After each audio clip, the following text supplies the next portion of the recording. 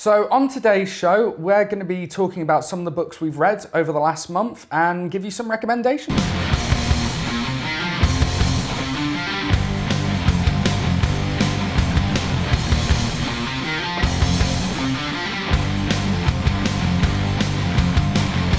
So here we are. We have some books here on the table that we've been reading over the Christmas and New Year break. We do. Do you want to talk about something that you've been reading, and then I will? I will. So I've been reading Mike Allred's Madman. Oh, that's I remember that. You didn't see. Dale got me this for Christmas. I'm a big Mike Allred fan. There are a couple of different versions right off the bat. Yeah. This is #1 of the Dark Horse version, but even in this, it references Madman. Like Madman has been a character that's come and gone in different miniseries in the past, and so there's a lot of different Madman. I read Volume 1 of the Dark Horse edition. Madman is in. I'm not going to talk a lot about the art. Yeah. Because we know your feelings on Mike Allred's artwork. Yeah. And Laura's you do. Colouring. And it's needless to say, it's beautiful. If you like Mike Allred's art, this is more of the same. But what is interesting is this is my first experience of Mike Allred's writing. And what I always find interesting, some of my favorite books are writer-artists. It's one of the reasons I like manga so much is that a lot of the time you'll get one creator doing the writing at the art, and what it allows you to do is be very creative in the way that you tell a story. This really is no exception. On the face of it, Madman is quite a simple premise. You have this superhero that isn't really a superhero. He's a bit of a wimp, but he's also got a really good heart. You've heard this story before. You've heard it 100 times. But what you also get with Madman is a really a book that's obscure.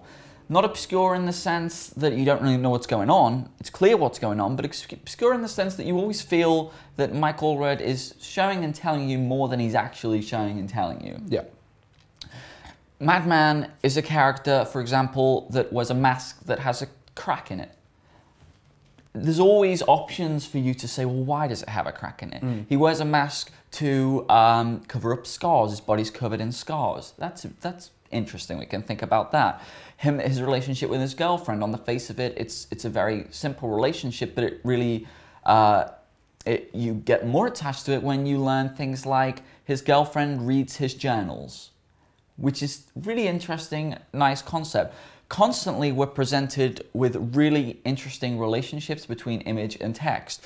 There's a scene where we hear Madman's journals as well, and we hear him talking about how actually what he's thought before might not be the case, and if he misunderstood before, and at the same time he's having a fight with someone and a character really literally pulls the rug out underneath him. You know what I mean? And just interesting things like that. So, I mean, I thoroughly enjoyed it. It's a book that you can really read into, really get your teeth into, and I'm very excited to read more Madman. Is it a good jumping on point for that character? Yeah, it's great. It's great, and it's a great for anyone who likes to see the way image and text relate to one another. It's a play. It feels like a fun use. Fantastic. Okay, well, my first book is Superman, Batman, World's Finest, and it is written by Dave Gibbons,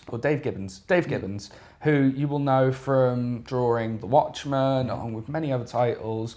Great artist, and this is his first attempt at writing, not drawing. And I think it's very strange, because on the surface, this book is about an orphanage that's just in between Gotham and Metropolis, and Lex Luthor has interests in it, and the Joker does as well, and they're teaming together to take it down, and the superheroes have to come together to stop them. So it's, on the surface, it's quite a childish story, if you will, but some of the interactions between Batman and Superman, you really start to see the relationship at work, and it's also a little bit sinister. And I'll show you exactly what I mean, and I'll make sure it goes up on screen as well. But there's a moment in this book with Superman, and he's giving Batman a Christmas present, and it's a copy of Zorro, which, as we all know, it was Zorro that he went to see when his parents were murdered. And you get this very sinister panel down here with Superman, and he's in like the shadows, and he's got this creepy smile on him, and it kind of changes the relationship a little bit. And do they not get on? Well, they seem to get on in this book. They seem to get on the rest of the book, and then you just get this one panel, and it's so bizarre how that changes the relationship, because you know they both kind of gloss past it, but then you as a reader are thinking, well, what was that all about? You know, why did he do that? Did he know what he was doing? Was it by accident? And it was very interesting.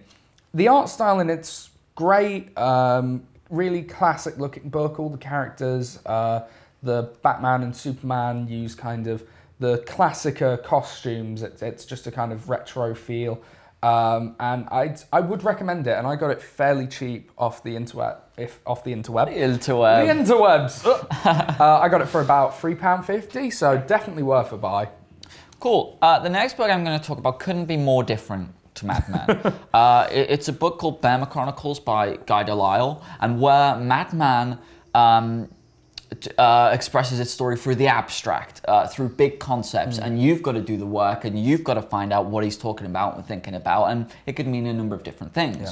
Burma Chronicles is a hugely realist book. It's a biography of this guy, of Guy Delisle, and his time in Burma. Okay.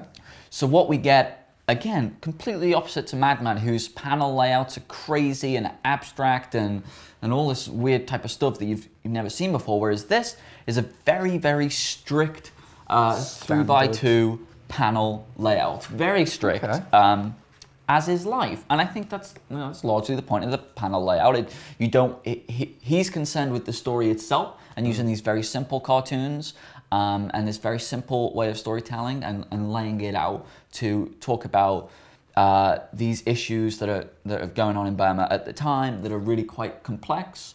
It's a factual book. It's an educational book. Okay. And it's extremely enjoyable in that light. It's much better me reading this than reading the Wikipedia article on Burma, because this is true. It's a biography, like it actually happened, and we see these great, and that gives a certain gravitas to any story, and we see these great musings on things that are happening, and it does feel like a story as well, like this guy's life. It's a story of his life, but also it's kind of deep and grounded. But as well as that, Guy Delisle is an extremely talented cartoonist. Most of the story is set in Burma, but we get these day trips where he goes out to different places, and they are told in much smaller panels, and we get this real play, and he'll rather than talking about moments in these strict grids, he'll talk about a whole weekend where he spent vacationing somewhere in these little grids and different ways of telling the story like that. So it's a really interesting, again, writer-artist, which allows for play, simple cartooning style, but also really complex issues. It needs rereading. You don't grasp everything that's going on straight away. It's heavier in a sense than on a lot of the stuff we're talking about, but well worth a read. And also, more famous than this, he has a whole series of books that are like this and in this style. He's got one called Jerusalem, which is a huge bestseller. So I recommend that if you want something different, if you're getting a bit tired of the superheroes, I recommend that if you want something a bit different, a bit more factual and educational. I think, that sounds like something I would very much like to pick up. But if you're not getting tired of the superheroes, and in fact you want to know everything about the superheroes, I can only recommend enough. Nappa fell over. Nappa fell over. DC Comics Year by Year, a Chronicle. There you go, you can have that bit. This book is absolutely fantastic. It's massive, and it covers from fun comics to the creation of DC Comics, right up until the end of 2012. It covers the entire history, month by month. In the bottom, it's got telling you what went on in the real world, which is really interesting because, we make a lot of comparisons with things like The Watchmen and how that was affected by real life fears and things like that. And we were talking the other day about Iron Fist being a product of the time. And it's really interesting to get these comic series, and then at the bottom tells you what was happening. So you really do get a feel for how it did impact the books around it. And it's just a gorgeous book to flick through if you really want to know about the history of a company and the evolution of comic books, really, because that's what this is essentially. I mean, you see the art style change and how rapidly or how slowly it is. It's an encyclopedia, and it's published by DK, who do the illustrated encyclopedias, so you know that you're getting a good quality product. Bit of a Cyclops action in there as well. There's a Teen Titans X-Men thing that I just flicked on, which is quite funny. But you also get these giant double-page splash pages that are absolutely beautiful, and if you've ever been interested in getting the absolute editions of books or the omnibus, it's definitely worth picking this up just to kind of have a look and see really what they look like, because they are absolutely stunning. So I'm not going to talk loads about that, but it's definitely worth picking up. And it also comes with a couple of exclusive art prints for the cover art and stuff, which is very cool. Nice. Very, very cool indeed. Okay, good. So I fumble with this. One of the things I enjoy about the show is people seeing our recommendations, saying thank you, but also giving us theirs. We got a comment on the video on Wednesday saying that Matt Fraction and David Ojo did a Iron Fist book that we'd never even heard about, so we're going to buy that now. Yep. So leave us your recommendations of books that you've been enjoying and things that you've been reading in the comments below. And yeah, it could be like this reciprocating back and forth. Lovely. That sounded a bit like Russell Brand, didn't it? That's very nice. Lovely. Why not?